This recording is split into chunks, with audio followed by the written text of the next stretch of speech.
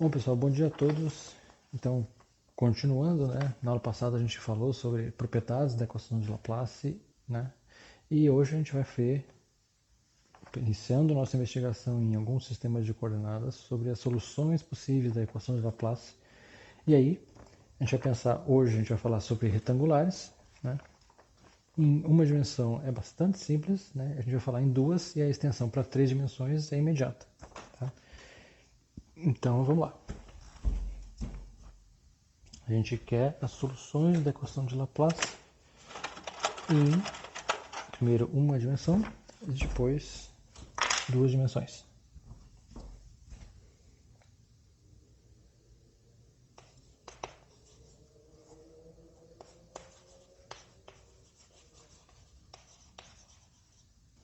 Então, pensando em retangulares,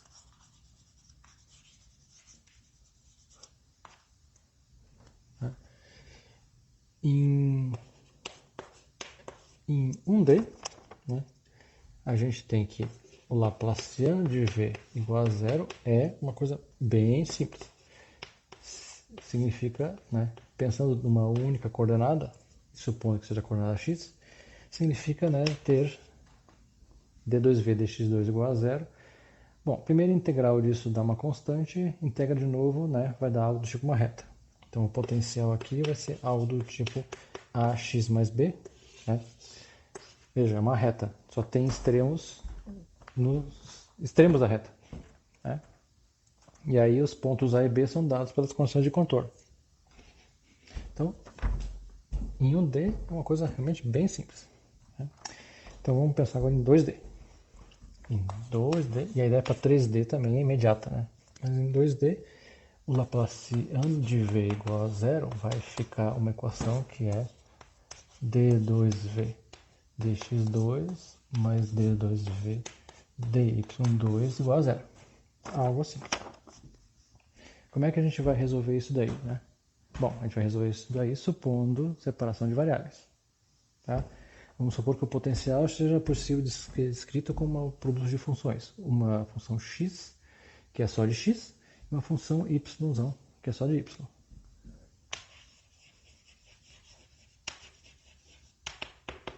Então, a gente vai supor, né, que o v de x e y é uma função que é de x vezes uma função que é de y. X só depende de x, y só depende de y.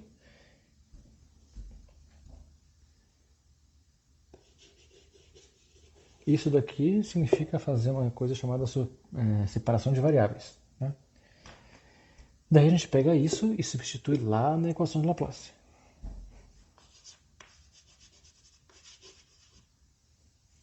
E aqui, se eu não me engano, a gente está na equação 54.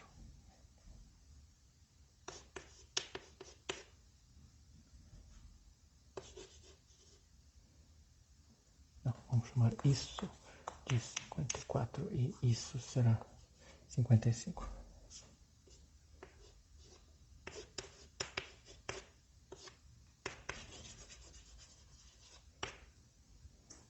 Então, basicamente a gente tem que pegar, colocar a nossa hipótese de solução lá na equação diferencial. Aí o que vai acontecer? Como a gente tem o seguinte, x depende de x, né? E y depende de y, derivadas do x com relação a y, ou derivadas do y com relação a x, todas elas são zero, né? Então, primeiro colocando aqui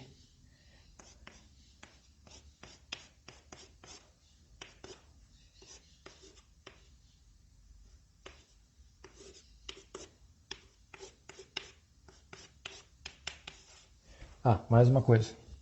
Nenhuma dessas duas funções aqui pode ser identicamente nula, porque se a gente tiver, né, x igual a zero identicamente, ou y igual a zero identicamente, né, a gente vai ter que v é igual a zero identicamente, e aí, claro, v igual a zero é a solução da equação de Laplace, né? Mas essa é a solução trivial. A gente não quer a solução Vzão igual a zero identicamente, para todo x e todo y. Eventualmente pode acontecer de que Vzão seja igual a zero para algum x e para algum y, mas não para todos eles. Então a gente não quer nem que xzão nem yzão, né, seja identicamente nulo. Então xzão e yzão tem que ser diferente de zero. Bom, então a gente tem isso daqui, né? E aí aquilo que eu falei, né?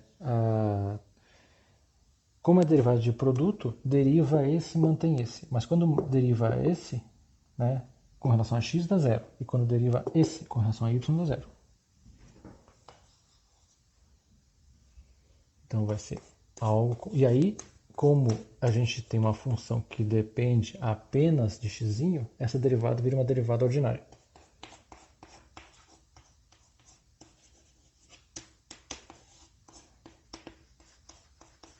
E aqui a gente divide tudo por x, y. Aqui entra aquela questão de que não pode ser identicamente nulo, né? Então a gente tem assim, quando divide por x, y, cancela esse y, fica um x aqui, e aí já passando esse para lá,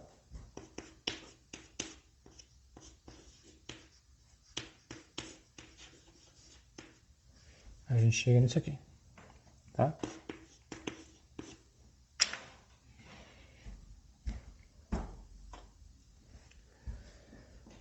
Bom, o que acontece aqui? O lado esquerdo é uma função, já que x é função apenas de x, né? Então, isso daqui é função de x, isso daqui também é função só de x, então tudo isso aqui é uma função só de x. Já o lado de cá é uma função que é só de y. Então, o lado esquerdo, que é uma função só de x, tem que ser igual ao lado direito, que é uma função só de y.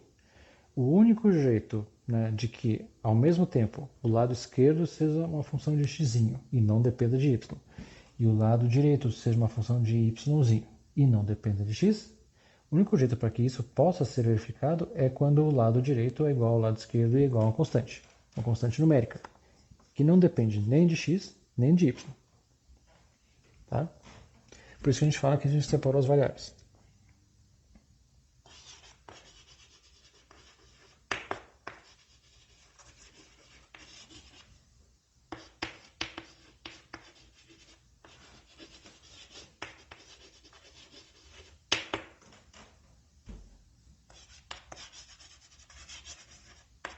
Ou verificada.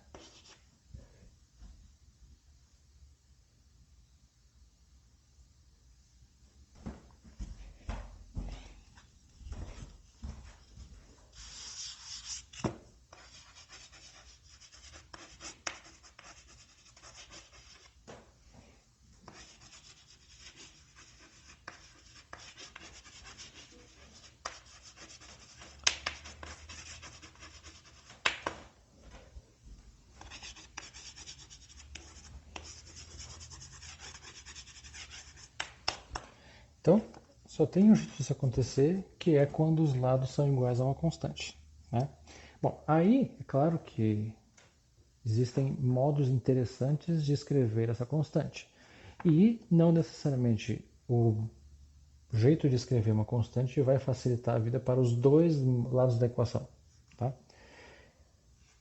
Então, no nosso caso, a gente vai optar por, pensando já em como é que vai dar a resposta disso, né?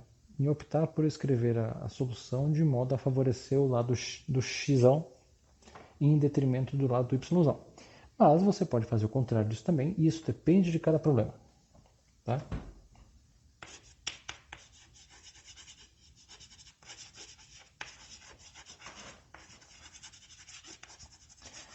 O ponto aqui é que como a gente tem uma certa cara para essa equação diferencial que vai sair, então uma certa cara para escrever a constante é melhor também.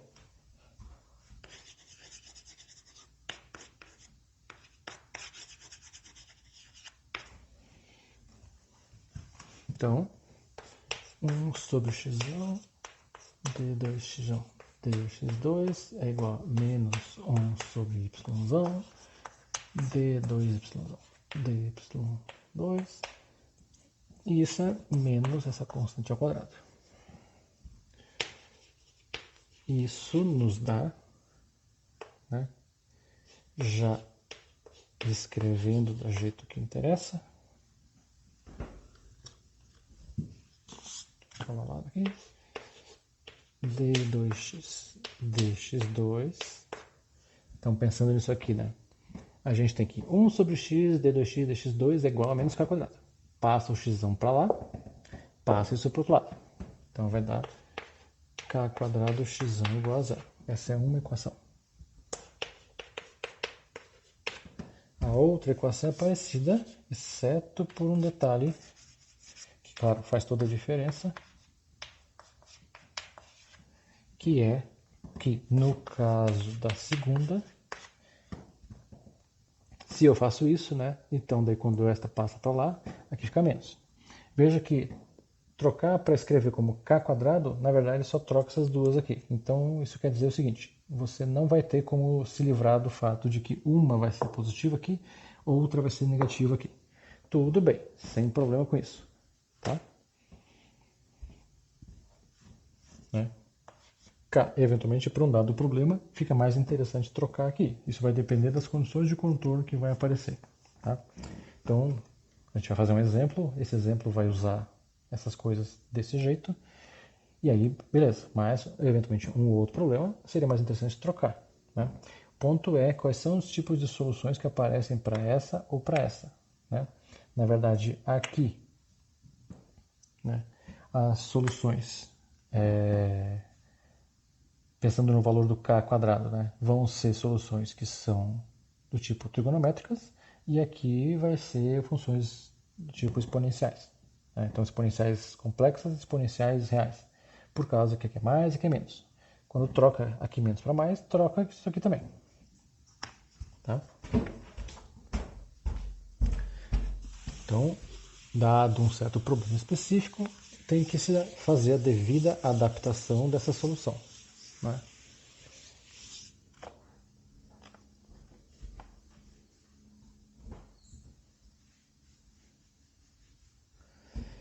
Bom, então, quando o k é diferente de zero, né, a gente tem que fazer o caso k igual a zero à parte, porque a solução é do outro tipo. Mas, então, pensando primeiro k é diferente de zero, depois k igual a zero, aí a gente monta tudo. Então, primeiro, né, pensando nas soluções, né, já que a gente já trabalhou com isso bastante em cálculo 3, em mecânica, né, mecânica geral, mecânica analítica, eventualmente a gente já fez essas soluções algumas vezes. Né? Então, pensando assim, x mais ou menos vai ser alguma coisa, pensando apenas na forma funcional, né? Vai ser mais ou menos ikx.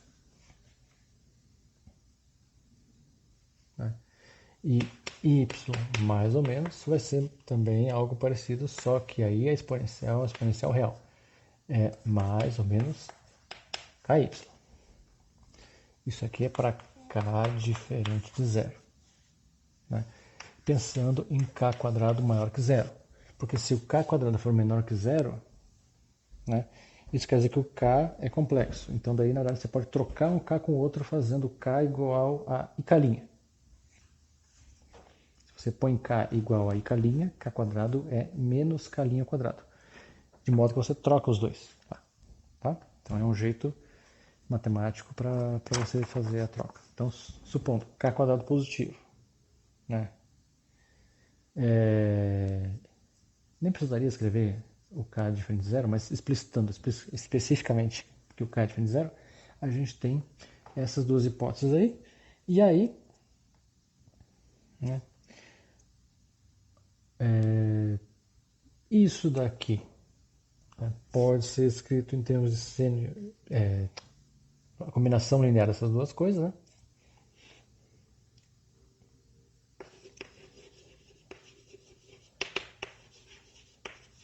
Então, x, alguma coisa do tipo a na ikx mais b na menos ikx, que por sua vez pode ser escrita como 1A cosseno de kx mais b seno de kx. Daí isso ou isso depende do problema. Em geral é mais interessante usar nessa forma aqui. A e B são coeficientes que vão surgir aí.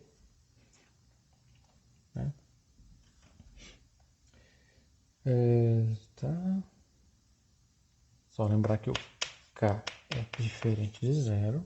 Né? Então isso é a solução para x.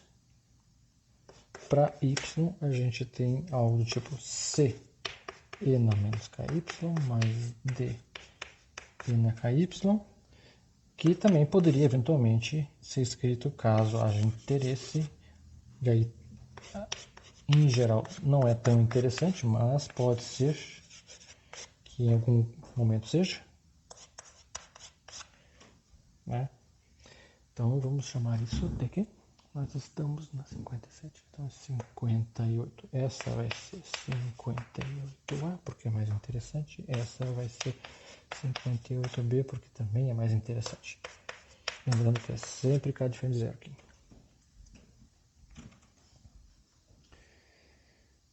Tá? Então, isso é a nossa solução para um dado K. Sendo K diferente de zero. Então, a gente pode até montar, né, um V, voltando lá em 55, né?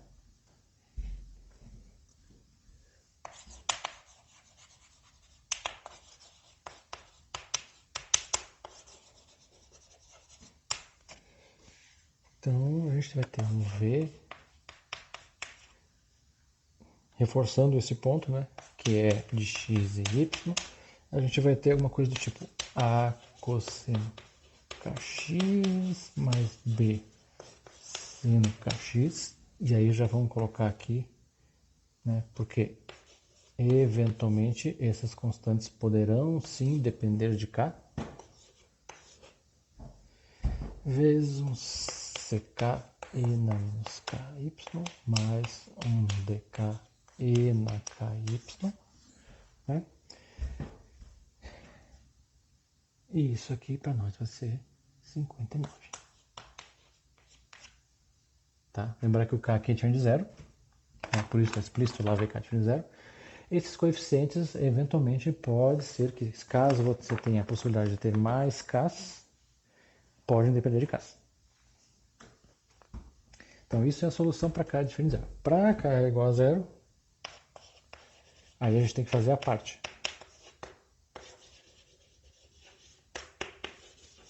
Pensando lá em 57,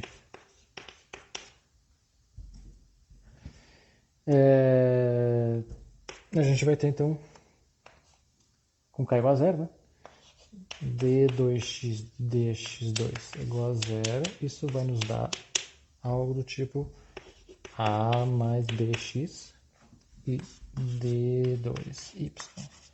dy2 igual a zero nos dá c mais dx. Né? Com isso a gente monta a solução para k igual a zero. Bom, e k igual a zero só tem um valor, que é k igual a zero. Então, logo, A, B, C e D pequenininhos aí são só A, B, C e D pequenininhos mesmo.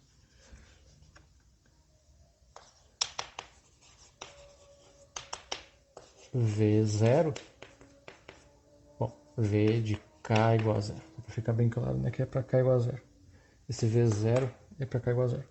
Então vai ser A mais BX, C mais DY, né? Bom, que daí dá para escrever assim, A0 mais B0x mais C0y mais D0xy, né? A com C dá 1 a 0, A com D dá 1 C0 e assim vai. Né? Que é nossa 60. Tá? A solução geral, então, é a soma de tudo isso aí.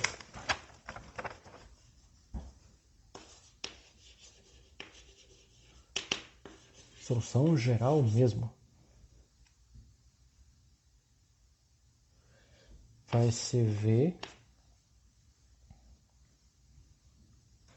né, igual ao V para K igual a zero, mais todas as possibilidades que você eventualmente tenha para os Ks com K diferente de zero. Então isso vai ser A0 mais B0x mais C0y mais D0xy mais uma somatória em K por todos os valores possíveis de K com K diferente de zero. Lembrando que o K igual a zero já foi. K diferente de zero e K positivo.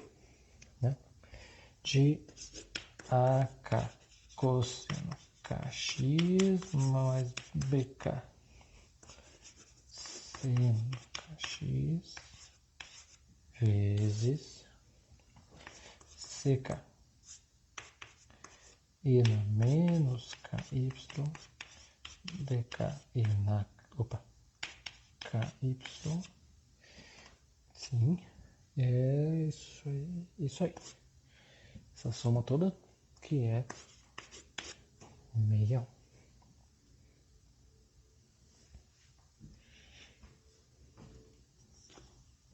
Tá? Então, a solução geral matemática da equação de Laplace 54, né,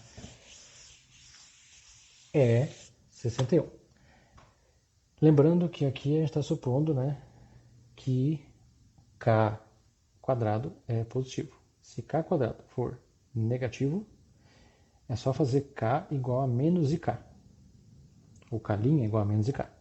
Com isso, o que vai acontecer? Aqui vai aparecer exponenciais complexas e aqui vai acabar virando exponenciais reais. Ou seja, na verdade, troca as bolas aqui. Aqui vai virar as funções exponenciais desse tipo e aqui vai virar cosseno de ky, seno ky. Troca as bolas aqui. Tá? Basicamente é isso.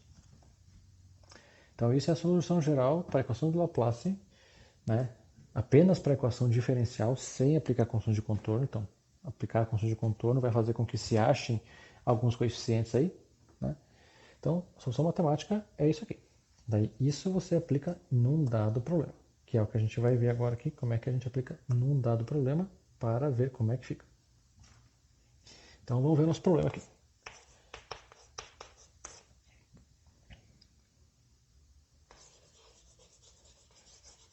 Então, a gente vai ter aqui uma certa região. Essa região vai ser definida por algumas placas metálicas.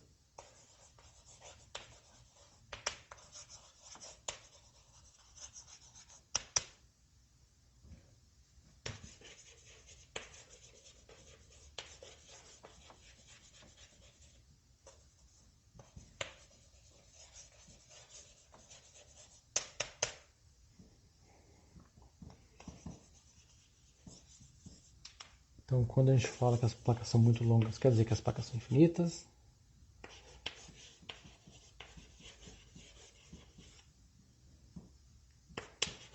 Aterrado quer dizer que o potencial é zero.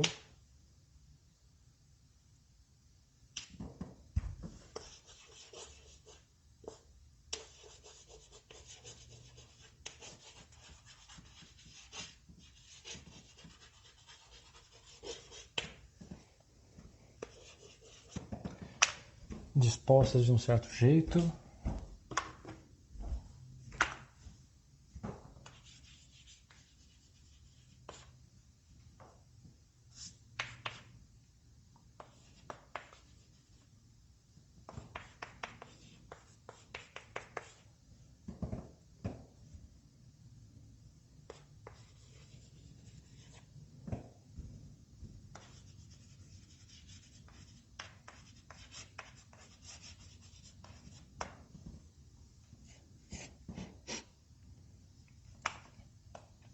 Então a gente vai ter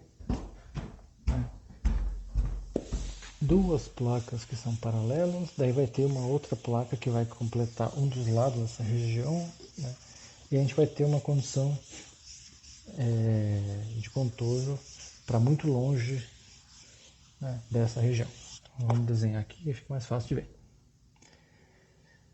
Então a gente tem uma aqui, uma para lá.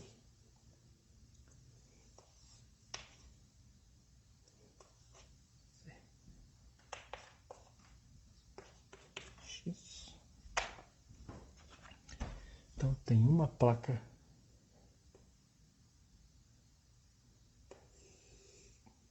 lembrando que as placas são muito grandes. Então, na verdade, aqui, né, essas placas continuam. Vamos embora. Para baixo também. Então, uma placa aqui. E essa placa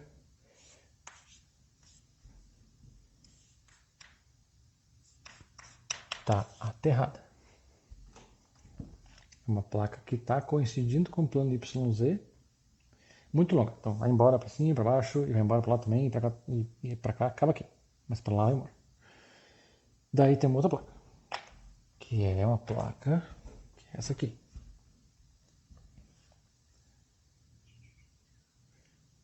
Bom, primeiro deixa eu fazer esta placa aqui.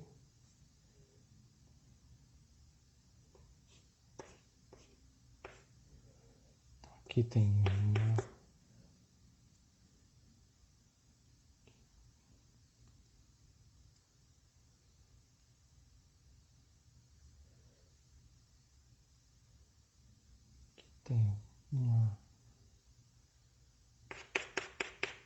Tem uma placa aqui,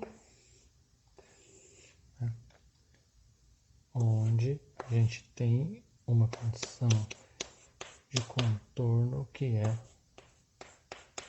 isso aqui. Tem mais uma placa.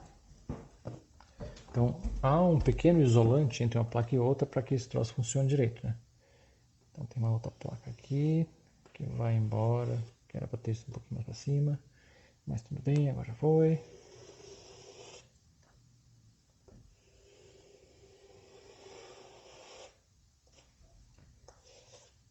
Que vai embora também. E essa placa aqui, isso aqui a gente na verdade não vê.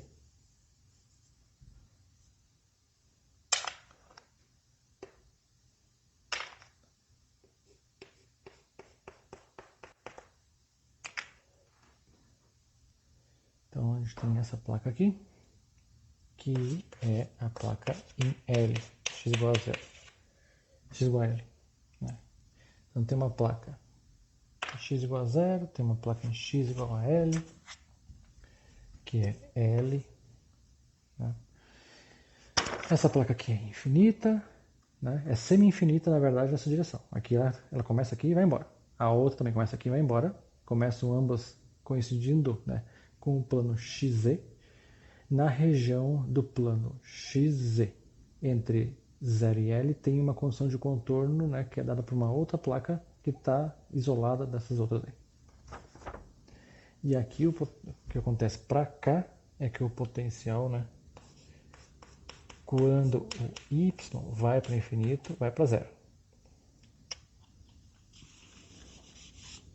A gente tem aqui o potencial quando o y vai para infinito, vai para 0.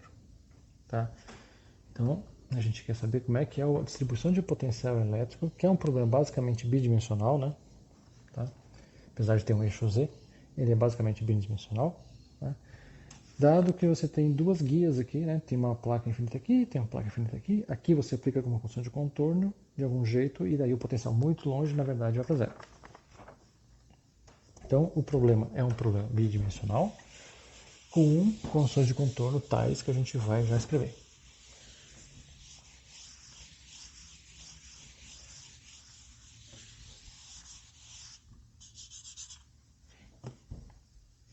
Então, o problema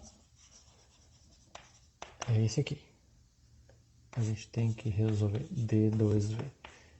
No caso, D2V dx2 mais D2V dy2 é igual a 0, com condições de contorno que são V em x igual a 0 tem que ser igual a 0, V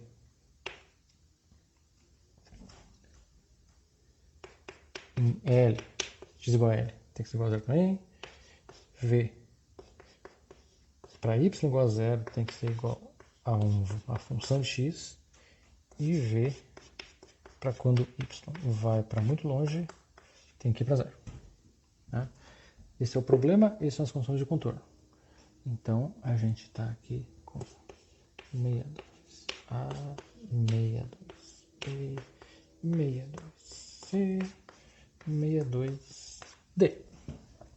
Tá? A gente tem que aplicar, então, a solução geral 61 com as funções 62.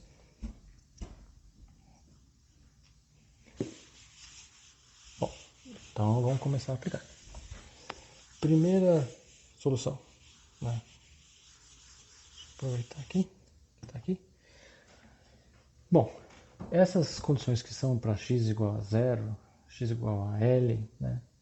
Eventualmente depois a condição lá para infinito, é interessante primeiro aplicar essas aí, principalmente aquelas que são em zero, né? Principalmente quando elas valem zero. Então vamos ver.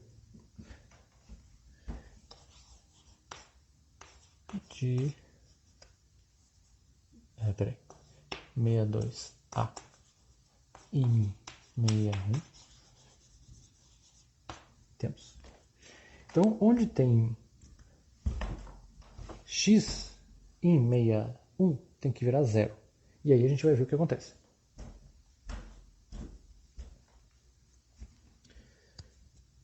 Então, v em 0 e y, né, que é isso ali, vai dar a zero.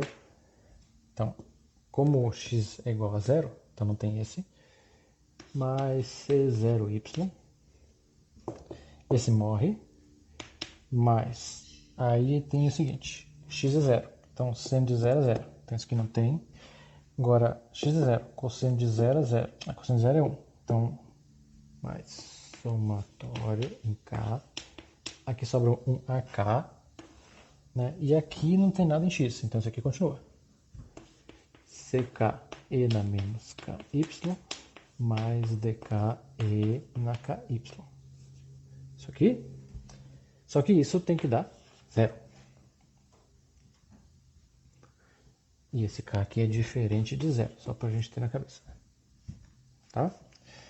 Bom, isso nos deu isso. Ótimo, muito bem. O que acontece aqui agora? Acontece aqui agora o seguinte. Isso daqui é uma soma de uma função que é uma constante, mais uma função que depende de y, mais aqui outras funções que dependem de y, que são funções exponenciais. Aqui a gente tem uma reta, né? São lineares. Tudo isso somado tem que dar zero. Bom, beleza. Aí agora entra algo que a gente aprende lá em álgebra, né? Que é a questão de você ter dependência linear. Dependência e independência linear. O que a gente tem aqui? Né? Esquecendo isso aqui um pouco, né? Isso aqui é uma combinação linear. É uma combinação linear de quê? De funções. Quais são as funções? Primeiro é uma função constante. Depois é uma função y, né? Função linear em y. Depois a gente tem exponenciais, né? Que são funções, né? E na menos ky e e na ky. Né? Bom, a questão aqui é que todas essas funções aqui, né, são funções que formam, né, um conjunto linearmente independente. Tá? De modo que você só consegue escrever uma função do tipo e na 2x com uma outra função e na 2x. Né? Função y só com função y. Né? Isso significa então que se você tem essa combinação linear, e essa combinação linear é a combinação linear especial, que você justamente usa para verificar dependência e independência linear. É a combinação linear que é o vetor ali, né, formado por essa base de funções, é igual a zero. Como é que você pode resolver isso? Bom, se você tem que as funções são os vetores, né, são linearmente independentes, então todos os coeficientes que multiplicam cada um dos vetores, todos eles, né, têm que ser nulos. É o único jeito de você ter a combinação linear sendo igual a zero quando os vetores são linearmente independentes. Todos os coeficientes têm que ser zero. Outra possibilidade, serem linearmente dependentes. Daí, nesse caso, não necessariamente todos os coeficientes têm que ser zero, mas você pode ter uma combinação, né, dos vetores da base de forma que alguns coeficientes, pelo menos um coeficiente, é não nulo. Tá? Ainda assim a combinação linear sendo nula. Só que no caso dessas funções que está aqui, nenhuma é múltiplo da outra. Na verdade, você não pode escrever nenhuma dessas usando as outras. Então, o que acontece? A gente tem um conjunto que é Li. Sendo esse conjunto Li, isso significa que cada coeficiente tem que ser, para todo y que você coloque, né, tem que dar certo isso aqui. Então, para que isso funcione, para todos os valores de y possíveis, né, você tem que ter que os coeficientes todos sejam nulos. Logo, o resultado disso aqui é que você tira A0 tem que ser 0, C0 tem que ser 0 e os AK tem que ser 0. Bom, para todo K. Diferente. Tá? Você não pode fazer nesse momento esses dois coeficientes serem 0, porque daí se você tiver esses dois coeficientes serem 0, a nossa solução é 0, inclusive. Daí não dá. Né? Eventualmente pode até ser que algum desses coeficientes seja 0, mas não ao mesmo tempo os dois. E como tem que ser para qualquer valor de y, isso faz com que esse coeficiente aqui tenha que ser 0. Com isso, nosso v, que estava aqui, né, fica um pouco mais simples já. Isso morre e esse pedaço aqui morre. Tá? Então, só para escrevendo e aproveitando que está aí, só para a gente visualizar como é que fica, né?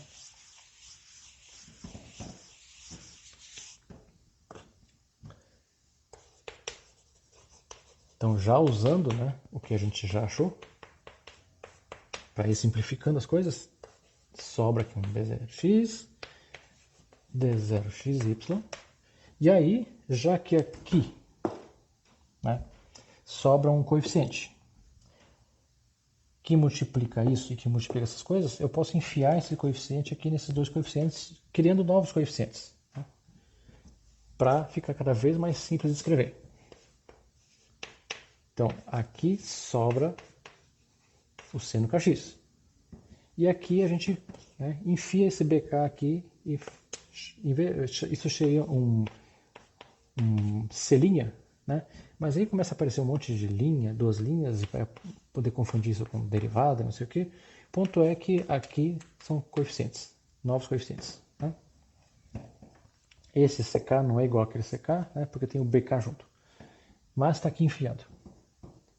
E isso aqui é o nosso novo potencial, onde já está aplicado a condição 62A. Em 0, aqui dá 0, mata tudo, mata. Dá 0. Bom, próxima condição de contorno, 62B.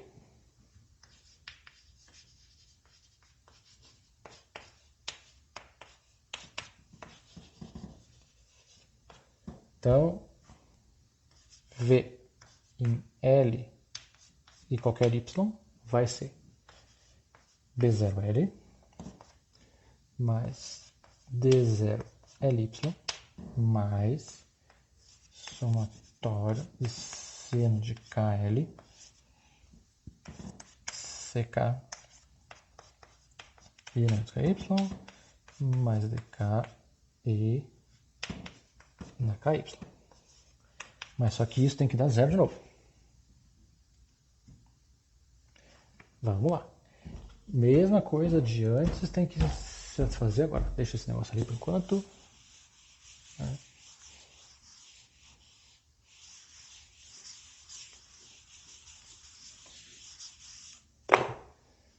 Temos que... Mesma coisa, né? Também é uma combinação linear, tem que dar 0, então a gente tem que ver o que acontece. Bom, então aqui o que vai acontecer? Isso aqui é uma reta de novo. Então D0 tem que ser 0. Isso aqui é uma constante, mas, né, isso não tem nada que se junte com outro aqui para poder ser 0. Então B0 tem que ser 0. E esses parâmetros tem que, de novo, isso aqui é uma função para qualquer y, isso aqui a gente não pode mexer ainda. Então isso gera uma condição para isso aqui. Né? O seno de KL tem que ser 0. E isso vai gerar uma restrição para os valores de KL.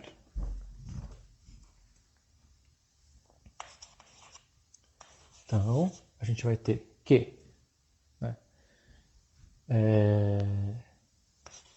D0 tem que ser 0, D0 tem que ser 0 e seno de KL tem que ser 0. Sendo que o seno de KL tendo que ser 0, isso aqui na verdade implica que KL tem que ser igual a um múltiplo de π, que eu chamei de Nπ. Então, a gente vai ter, na verdade, os valores possíveis de Kn, que, né, de acordo com nossa continuação aqui, né, isso dão os valores de Kn, vamos chamar isso aqui de 64, né,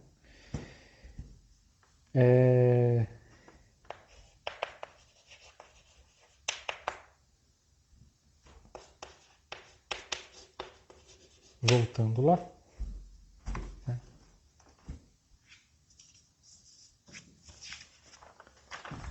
a gente vê que esse pedaço na verdade morreu, e aqui a gente vai ter que o K vale, né, Kn. Então, ou a gente soma em Kn, ou a gente soma em N, né?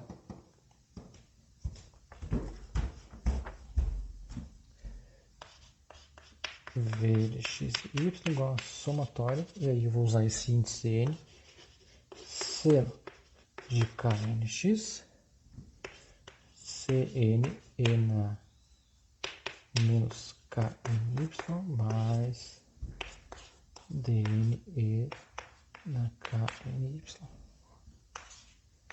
que é 65.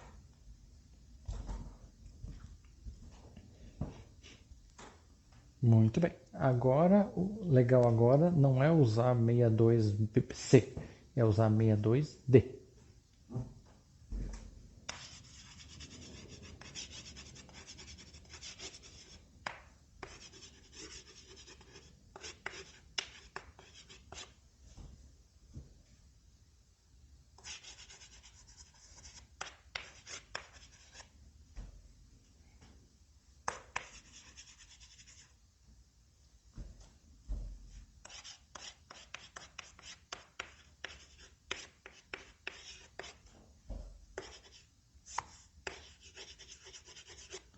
Bom, aí 62D é uma condição para y indo para infinito.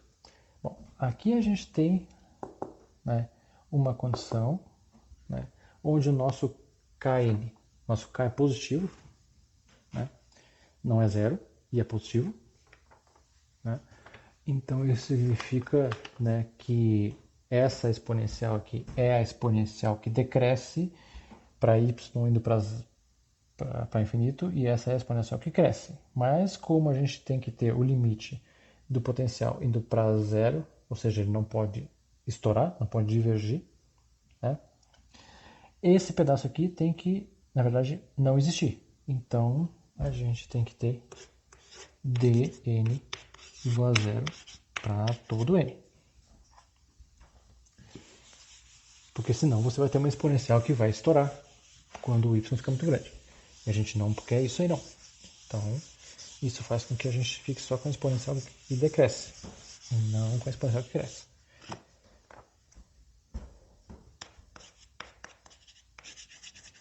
Com isso, sobra um coeficiente aqui, né, que a gente vai escrever agora assim. V de x e y igual a uma somatória em n. Tem lá o seno. Opa, primeiro vamos colocar o coeficiente. Cn, seno de knx, e na menos kny.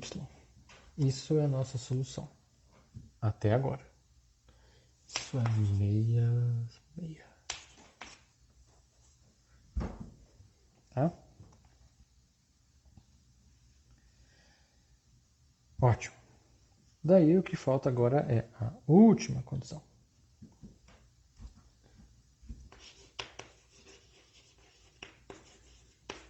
Que é C.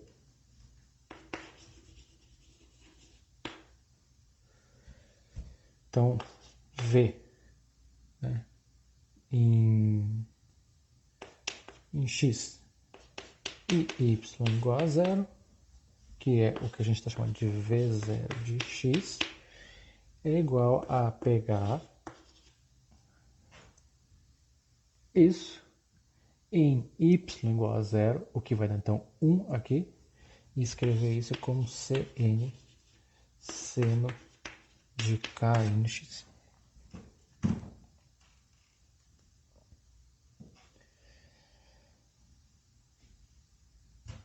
Né? Onde os kn são dados, né, se a gente quiser escrever, Cn seno de npx sobre L, que é 67. Tá?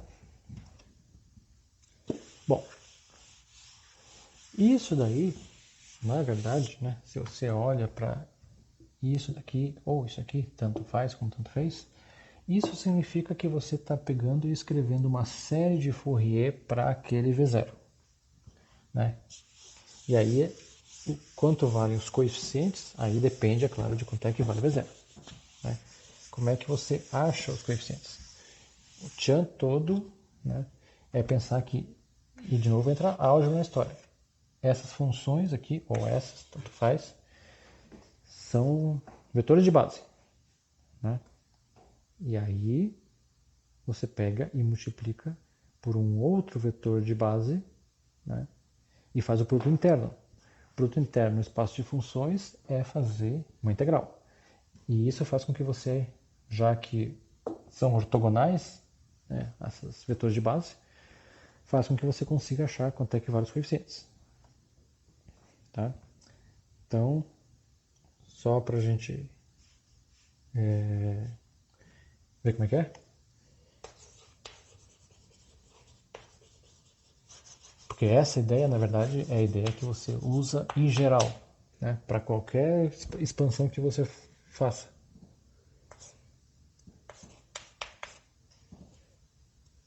Então eu vou pegar isso e multiplicar por mpx sobre L, né, que é então do tipo daquela vetor de base ali, só que com um m que em princípio é diferente, mas que pode ser, né, igual em algum momento àquele n ali.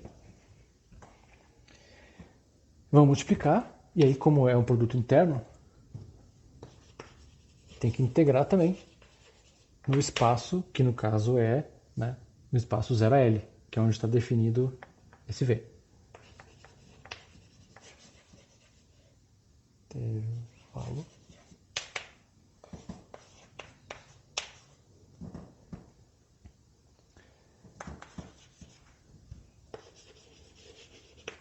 Então a gente tem aqui o seguinte: 0 a L dessa função de x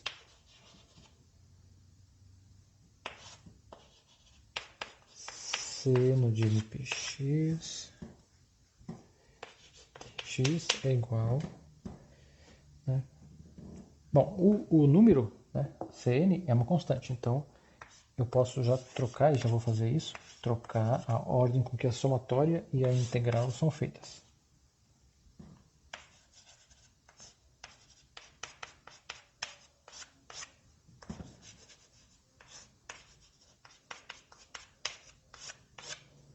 Então multipliquei dos dois lados por seno de mpx, 67, né? E integrei. Daí no caso do lado direito, a integral. A integral é em x e a somatória é no n. Eu troquei a ordem das duas coisas. Isto aqui é 68. Né? Agora tem que fazer essa integral. Para fazer essa integral, agora eu vou apagar esse negócio aqui.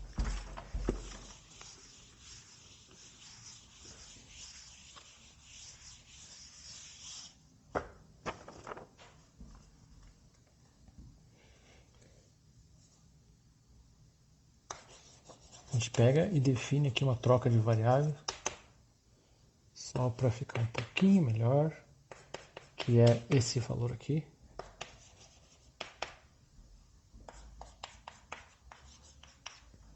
Então, integral de 0 a L seno mπx sobre L seno de mπx sobre L dx vai ficar igual a integral. Bom, se x igual a zero, então u vai ser zero. Se x igual a L, então u vai ser π. Então vai ser a integral de π. Seno de nu, seno de mu, né? Bom, e dx é L sobre π, então é L sobre π lá fora. Tá? Daí vem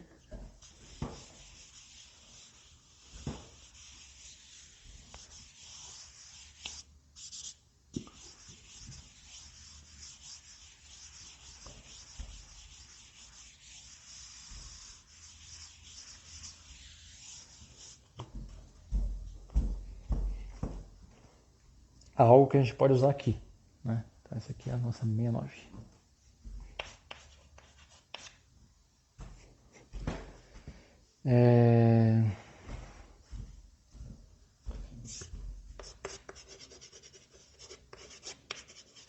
A gente tem a seguinte propriedade para seno de A vezes B, vezes seno de B. Seno A, seno B é meio do cosseno de A menos B menos meio do cosseno de A mais B. Então, 0 a π seno NU seno MU. Lembrar que o N é um número natural. Du é igual a meio da integral 0 a π cosseno N menos MU, onde eu já peguei e separei em duas integrais. Menos meio 0 a π cosseno N mais MU. Deu? Isso é meio. A integral do cosseno é menos seno. A integral do cosseno é seno, né? Então vai dar seno de N menos MU dividido por N menos M de 0 a π menos meio do seno de N mais MU sobre N mais M de 0 a π. Bom, aqui a gente tem um pequeno cuidado que é o seguinte: quando N é igual a M, né? Aí a gente tem que ter cuidado com esse traço aqui, por causa que aqui vai dar 0 sobre 0. Então, quando N é diferente de M, dá para fazer. Quando N é igual a M, aí tem que ter cuidado.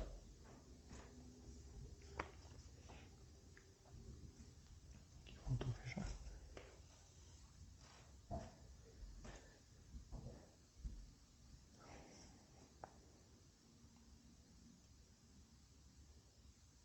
Tá? Então, como é que fica?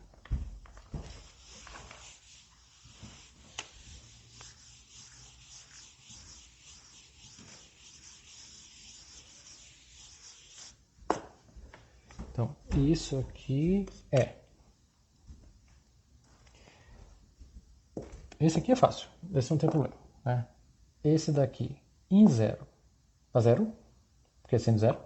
Em π é um número natural mais outro número natural, o que dá um número natural, vezes π. Seno de qualquer número natural vezes π é zero também. Então esse aqui é zero. Para qualquer coisa que aconteça. Esse aqui é zero. Esse aqui, desde que o n seja diferente de m, é o mesmo caso anterior. Também dá zero.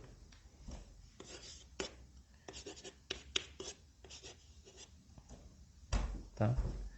Para n diferente de m, tudo dá zero. Para n igual a m, aí a gente tem que pegar e fazer a integral ali do começo com cuidado.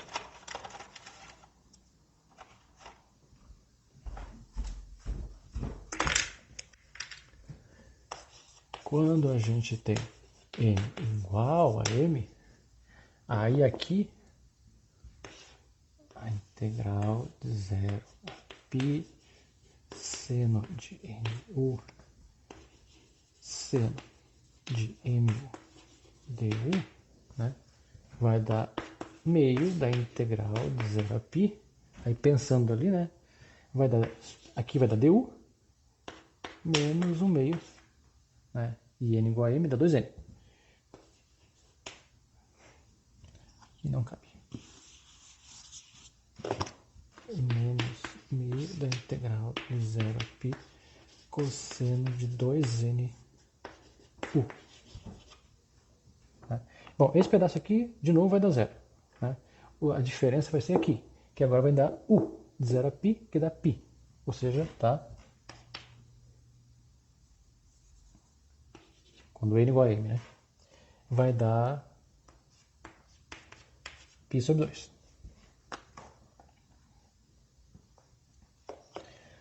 Então, reunindo os dois.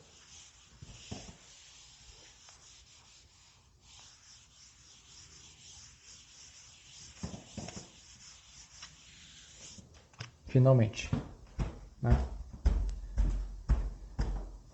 Lembrando que a integral que a gente quer tem um L sobre π aqui que multiplica esse troço.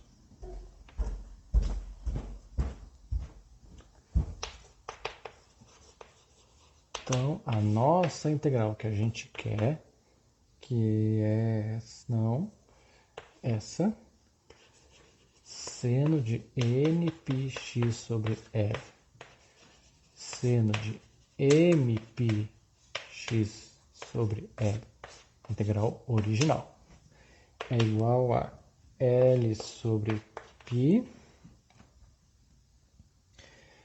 Daí acontece um π sobre 2, só que esse π sobre 2 é vezes zero, quando o n é diferente de m, ou é 1 quando o n é igual a m.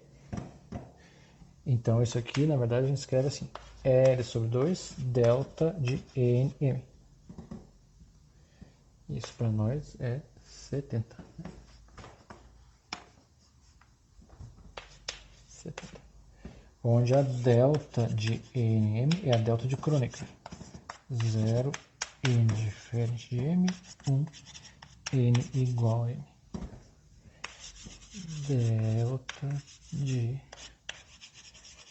Kronecker. Então, essa integral, como eu falei, né, ela estabelece a ortogonalidade das funções seno. Como não dá exatamente igual a 0 ou 1, elas não são ortonormais, mas são ortogonais.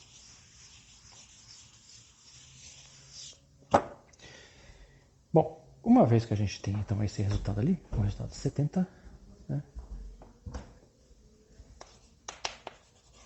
a gente volta lá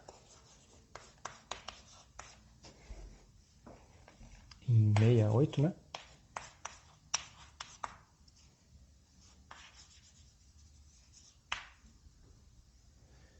Integral de 0 a L, V0, que é uma função de x, seno de m πx sobre L dx, que é o lado esquerdo, é igual a somatório em n, Cn, L sobre 2, delta de nm. O que vai dar L sobre 2, opa, não, pode ser L sobre 2, Cm, por causa que o n tem que ser m, e a gente está somando em n, né? para que isso aqui dê 1. E quando dá 1, quer dizer que o n é igual a n. Então, os coeficientes, né, são dados por esta integral aqui.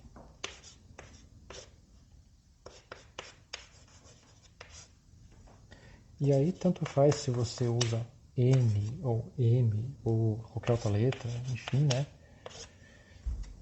Importante que aqui e aqui são o mesmo número, né? Então, m lá, m aqui, n lá, n aqui, j lá, j aqui, enfim. É assim que você tira os coeficientes.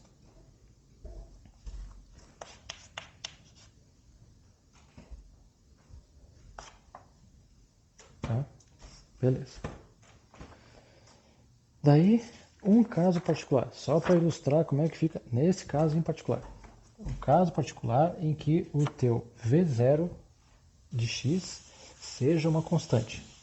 Seja lá qual for a constante, é uma constante. Bom, uma constante não nula, né? Porque se for uma constante igual a zero, aí vai estar tudo igual a zero mesmo. Né? Uma constante diferente de zero. Só para a gente ter como é que fica. Digamos que a gente tenha V0 de x igual a um V0 mesmo, que é igual a uma constante.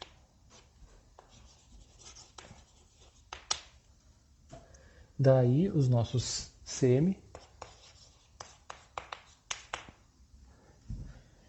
ou CN, tanto faz, com V0 igual a uma constante, então esse cara aqui vai para fora. Vai dar 2V0 sobre L, 0 a L, seno de nπx sobre L dx. Nesse caso, dá para integrar. Né? Integral do seno vai dar menos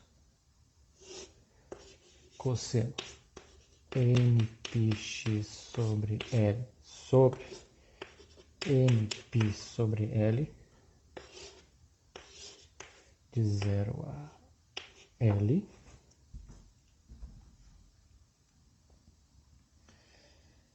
Que vai dar menos 2V0 nπ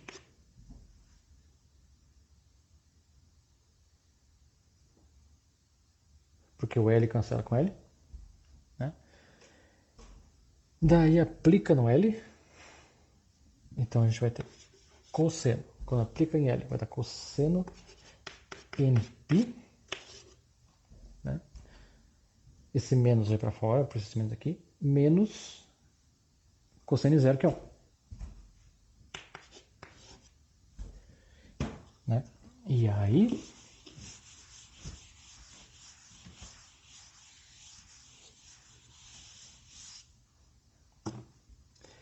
bom, lembra que o n é número natural, né? E não pode ser zero, inclusive. Mas pode ser par ou ímpar. No caso de ser par, né? Quando é par, então 2, 4, 6, 8, né? 2π, 4π. Cosseno de 2π é 1. Cosseno de 4π é 1. Cosseno de 6π é 1. Quando é par, dá 1. E daí 1 menos 1 dá 0. Né? Então o coeficiente dá 0 quando é par. Quando dá ímpar, daí dá menos 1. E daí menos 1 com menos 1 dá menos 2. Com esse menos dá mais 2. Com 2 dá 4.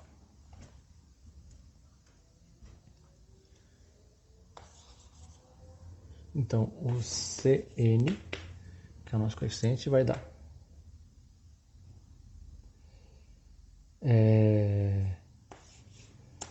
0 n par e 4V0 sobre nπ com n ímpar. Então, voltando na solução,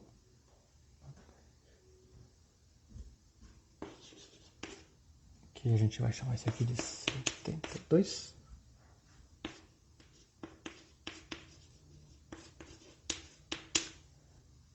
Não, 67. gente vai ter o seguinte: v de x e y é igual a somatório, né, 4v0 sobre n π, com n igual a 1 até infinito, mas n sendo ímpar, e na menos nπy sobre L, que é a parte em y, seno do npx sobre L, isso é o potencial. Só que nesse caso específico, né, e interessante, nesse caso específico aí, essa soma, né, depois de um certo trabalho, né, essa soma pode ser realizada, né? E aí, se vocês quiserem que eu faça esses passo a passo, então vocês deixam aí nos comentários, tá? Pedindo para eu fazer a soma, mas o resultado da soma, para mostrar então como é que a soma é feita, vai dar isso aqui. Sobre aqui, arco tangente de seno πx sobre L, seno hiperbólico de πy sobre L. Isso aqui, arco tangente desse troço aqui. Então, se vocês quiserem que mostre como é que faz a somatória, então vocês deixam um comentário aí pedindo para mostrar, para fazer como é que a somatória é feita, mas o resultado final vai ser daí, então, aquilo lá. Então, nesse caso, a gente consegue uma forma fechada, né, para esse potencial com as nossas hipóteses que a gente fez. Nem sempre é possível realizar a soma, mas nesse caso é. E a gente chega naquela função lá. Tá? O importante, na verdade, é conseguir chegar aqui. Né? Lá é mais uma questão de manipulação, mais física e matemática do que física mesmo. Importante chegar ali. Tá? Pessoal, então, com isso a gente viu um exemplo, né, envolvendo o cálculo em coordenadas, que são coordenadas esféricas, né, coordenadas retangulares. Né? Próximo passo, próxima aula, né? Pensar agora em coordenadas outras, no caso são coordenadas esféricas, né? E aí vai aparecer um outro conjunto de funções. Aqui então aparecem senos e cossenos, ou exponenciais de forma geral, né? Exponenciais reais, exponenciais complexas. Né? No caso do problema em coordenadas esféricas, né? A gente vai ver que vai aparecer um conjunto de funções, né? Um conjunto de polinômios novos que são importantes em física e matemática e vão aparecer aqui, né, na parte da equação de Laplace em coordenadas esféricas. Tá? Então, pessoal, obrigado. Né? Se curtiu, bate o sino, né? Ativa as notificações, dá um like, né? Se inscreva no canal e perguntas ou comentários pode deixar aí, né, nos comentários. Tá? Pessoal, obrigado. Então, até a próxima. Tchau.